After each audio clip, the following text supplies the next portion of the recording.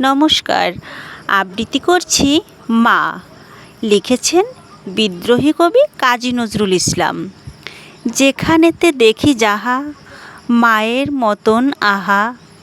একটি কথায় এত শোধা মেশা নাই, মায়ের মতন এত আদর সোহাগ সে তো আর কোনোখানে কেহ পাইবে না ভাই।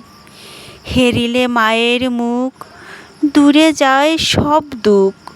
মায়ের কোলেতে শুয়ে জুড়ায় পরাণ, মায়ের শীতল কোলে সকল যাতনা ভোলে।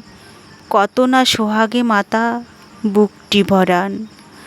যখন জনম নিনু কত অসহায় ছিনু, কাঁদা ছাড়া নাহি জানিতাম কোনো কিছু। ওঠা বসা দূরে থাক, মুখে নাহি ছিল বাক। চাহনি ফিরিত শুধু মার পিছু পিছু। ধন্যবাদ।